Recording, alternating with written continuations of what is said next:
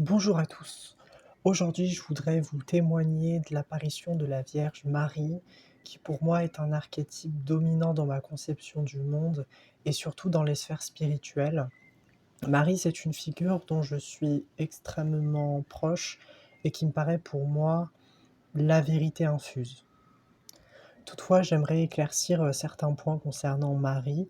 Je ne suis dans aucune religion, que ça soit catholique, chrétienne. Je ne suis pas non plus dans la religion musulmane, contrairement à ma famille. Donc voilà, j'aimerais avoir un point un peu plus spirituel et pas du tout basé sur la religion, sur notre conception des choses. Donc pour moi, Marie ne va pas nous punir, Marie ne juge pas, Marie fait partie de nous, comme Jésus-Christ. Je peux le voir dans de nombreuses chansons, de nombreuses mélodies qui insufflent pour moi une parole divine, sacrée, puissante, très chaleureuse pour les âmes qui sont le plus souvent tristes, désolées d'avoir peut-être commis des choses pas très morales d'un point de vue humain. Et donc pour moi, Marie va être plutôt une figure d'attachement sur lequel on peut laisser tout se décanter, que ça soit nos blessures, nos insécurités. Et je vous invite aussi à faire part de vos problèmes à Marie, notamment lors de méditations que vous pouvez faire, mais également en toute conscience, en les yeux ouverts. Vous pouvez vous mettre debout avec une posture d'ancrage et par effet de projection, invitez-la à renouer, que ce soit avec votre enfant intérieur, vos parties blessées et surtout votre zone d'ombre. Parce que ce que fait Marie est très très bien par rapport à ce protocole de guérison qui est les ombres intérieures que nous sommes également, puisque la Terre, par effet, je dirais, domino, est peuplée à la fois de lumière et d'obscurité, d'où cette dualité. Et Marie a la parole divine. Quand je dis qu'elle a la parole divine, j'entends pas sciemment qu'elle infuse un savoir, une science, qu'elle est véritablement parfaite par son essence. On pourrait le dire ainsi, puisque Marie est plutôt un archange, dans ma conception des choses en tout cas, c'est-à-dire qu'elle a dépassé même le stade du karma, des lois de cause à effet, puisque par essence, elle repose sur des plans beaucoup plus vibrants, beaucoup plus éthérés, donc je pense que c'est aussi compliqué de la contacter. Mais pour autant, comme elle est la mère de tous, bah, elle insuffle son amour, sa compassion, donc je pense qu'elle est apte aussi à recevoir nos problèmes. Et c'est comme si elle les câlinait de tout son aura et qu'on en ressort plus léger. Et je suis vraiment sincère dans le fait que vous pouvez partager tous vos problèmes, que ça soit addiction sexuelle, je peux en parler librement parce que je n'ai aucun tabou. Et ne soyez pas désolés de la situation dans laquelle vous êtes, parce que ce n'est pas de votre faute, c'est vos parts d'ombre qui vous contrôlent. Et grâce à Mère Marie, vous pouvez vous laisser enivrer, vous pouvez vous laisser porter par son parfum. Et ce que j'aime beaucoup chez la Mère Marie, et ça je l'ai su grâce à Sandrine Müller, je ne sais pas si vous connaissez, mais elle est extrêmement célèbre, entre guillemets, dans le milieu de la spiritualité. Elle a plus de 2000 abonnés, 200 000, pardon. Donc c'est pas une niche très peu regardée. Lors des protocoles de guérison, quand Sandrine nous avait invités à prendre contact avec Mère Marie, j'ai d'emblée senti un parfum de rose qui émanait. L'espace dans lequel j'étais en méditation, c'était tout blanc. Je me sentais vraiment flotter au-dessus des nuages et j'ai aperçu la Vierge Marie, très très grande, imposante, mais au même temps qui émanait une tranquillité, une légèreté.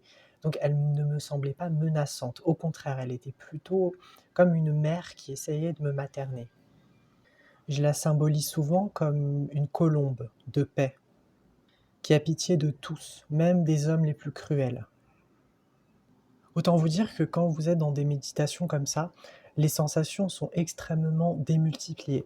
Et comme d'emblée, je suis quelqu'un de très dissocié en temps normal, quand je suis en transe, entre guillemets, j'ai vraiment un ressenti, mais extrêmement puissant, que je n'ai jamais ressenti, même sur Terre, dans le monde réel. À ses côtés, je me sentais nu, déviergé. C'est comme si par son regard, toutes mes zones d'ombre étaient enlevées, évidemment sur le moment, puisque après la méditation, comme j'essaye de me réancrer dans la matière, forcément, comme on est dans un monde de dualité, l'ombre revient toujours. Mais cet instant de douce clarté m'a permis déjà de sentir l'odeur des roses. Effet intéressant, mon père, pour se faire pardonner, a acheté une rose à ma mère en signe de cadeau. Et donc à chaque fois que je vois cette rose, je vois le parfum de Mère Marie et je repense à elle constamment. Et je sais que ça fait longtemps que j'ai pas fait de méditation pour me reconnecter à elle, mais je me dis aussi que j'ai pas forcément besoin de le faire puisqu'elle est présente en moi à l'intérieur de mon cœur. Et à chaque fois que je ressentirai de la peine, mais aussi des moments de joie, et c'est ça le problème, c'est qu'à chaque fois qu'on essaye de faire des méditations, généralement, c'est quand on est au plus bas, quand on va mal, quand on a besoin peut-être de poser des limites. Mais moi, je dis qu'il faut aussi méditer, se féliciter soi-même lorsqu'on a entrepris des actes que l'on n'aurait même pas pu faire un jour ou 2 jours avant. Après, je sais que certains pourront me dire pourquoi je préfère contacter Mère Marie plutôt que Jésus. Alors, tout simplement, parce que Mère Marie, contrairement à Jésus, pour moi, est une figure plus maternante. Je me sens plus rassuré au contact d'elle que de Jésus, parce que Jésus est un homme. Et même, quand on parle d'archange, il n'y a pas de lien avec la sexualité, il n'y a pas de genre de l'autre côté. Sauf qu'on, en tout cas, je trouve que dans certaines religions, on a toujours ce principe de sexualité dominante, de genre dominant, pardon.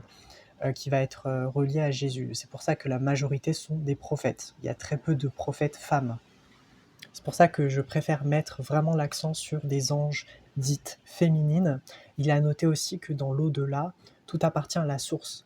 Et la source, par conséquent, c'est un boyau où toutes les âmes sont regroupées entre elles. Il y a l'infini devant elles. Il y a cet instinct de protection. Et malheureusement, si on reprend le concept humain, un esprit masculin aura plus de mal à le faire qu'un esprit féminin.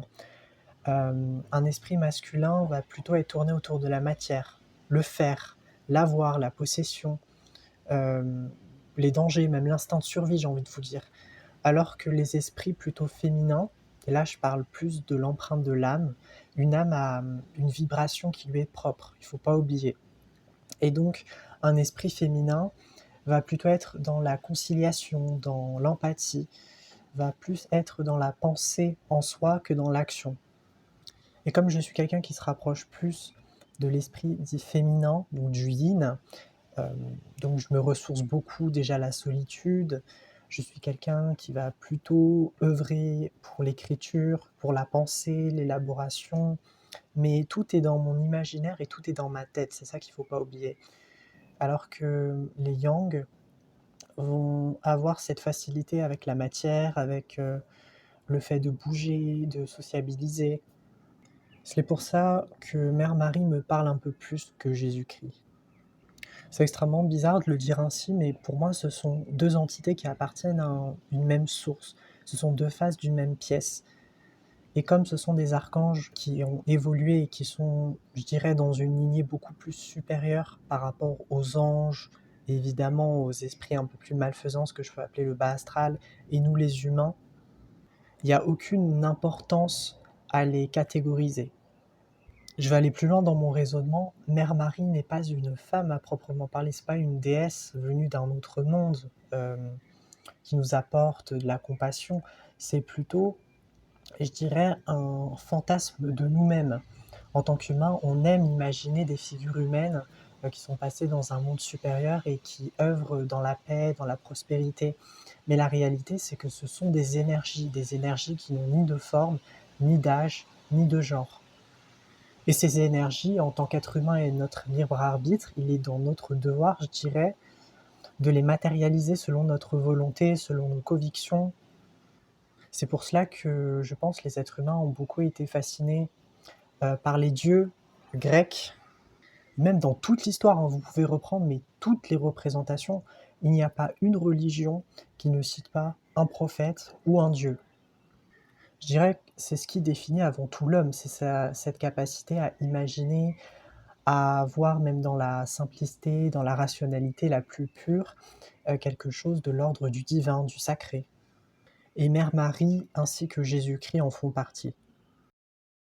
Je me rappelle la sensation exacte que j'avais quand j'ai écouté une des musiques rendant hommage à Jésus-Christ, au Créateur, et les paroles de cette chanson m'ont bouleversé car il disait qu'on était tous Jésus-Christ dans notre cœur et tant qu'on pensait à lui, on était en quelque sorte une extension de son amour, de son partage, de la façon dont il a essayé de pacifier les peuples, lorsqu'il était encore en vie.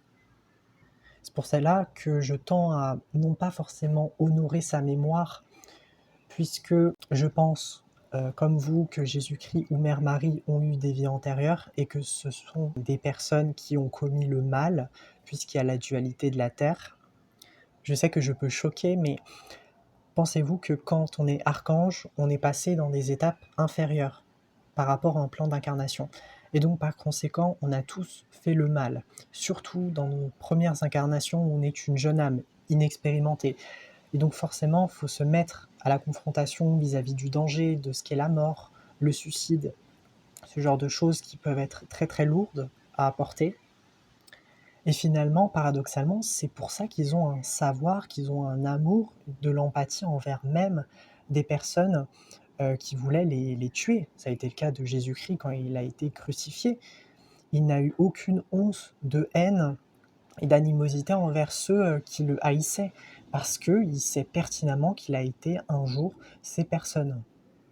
Et il sait que tôt ou tard, ces personnes, une fois qu'ils se réincarneront, par exemple, alors évidemment auront le retour du karma, ça je le dis, parce que chaque cause a ses conséquences, mais même dans le mal, le bien en ressort vainqueur. D'ailleurs, ce qui m'a interpellé dans les méditations où j'ai visualisé une rose avec ce parfum très hypnotisant, très exaltant qui était la rose, c'est, je pense, une des meilleures odeurs que j'ai ressenties de ma vie. Je pouvais même la visualiser, donc vous imaginez bien que c'était juste parfait. Alors pourquoi la rose, me direz-vous? Je ne sais pas. Et je dirais déjà que c'est une fleur qui passe pas inaperçue. C'est une des plus belles fleurs, en tout cas, que j'ai vues de ma vie, malgré la simplicité, malgré le fait qu'on la survend à chaque fois, surtout dans les commerces. Je pense déjà le fait qu'elle soit rouge, et la couleur rouge, elle interpelle directement. Elle émane une force intérieure très très puissante. Pour moi, c'est lié à l'énergie du feu. Et c'est ultra complexe parce que Mère Marie, pour moi, elle représente plutôt l'eau, la fluidité, l'émancipation, la liberté. Tout ce qui n'est pas forcément attrait au feu qui, lui, est plutôt tourné vers la brutalité, vers l'action. Et je pourrais même faire un parallèle avec le yin et le yang. Le yin, ça serait plutôt l'eau fluide, immatérielle, et le yang, plutôt le feu qui envoie et qui fonce. La rose, moi, est un outil que Mère Marie nous envoie à travers sa simplicité, le fait que ce soit une plante qui évolue dans un écosystème qui est très apprécié par de nombreuses personnes. Je pense le fait aussi que ça soit la popularité qui grandit par rapport à ça. Et même par rapport à la Saint-Valentin, quand on offre une rose, je pense qu'il y a une signification toute particulière. Ça signifie déjà, lorsqu'on donne cette rose à quelqu'un, qu'elle nous porte de l'affection, qu'on est amoureux de cette personne. Donc d'âme à âme, je pense qu'il y a une signification toute particulière, c'est cet instant de partage. Lorsqu'on donne cette rose et que l'on reçoit, évidemment, grâce à la loi du donner-recevoir. Alors, c'est un peu triste, hein, mais note à part, j'ai jamais reçu de rose. Je ne sais strictement pas du tout ce que ça fait d'être à la Saint-Valentin. Ça me paraît tellement bizarre, j'ai jamais eu d'amoureux d'ailleurs. Donc le jour où je fêterai ça, je saurai ce que ça fait d'aimer quelqu'un et de ressentir au plus profond de moi-même qu'est-ce que l'amour, qu'est-ce que le lien flamme jumelle, même si ce terme toutefois me pose certains problèmes parce que il n'y a ni supériorité ni infériorité. Quand on aime quelqu'un, on l'aime, on va pas le catégoriser. Ça aussi, c'est proprement humain. Bon, c'est tout pour aujourd'hui. J'espère que cette vidéo vous aura plu. Je vous avouerai que je l'ai fait au feeling. Et c'est tout.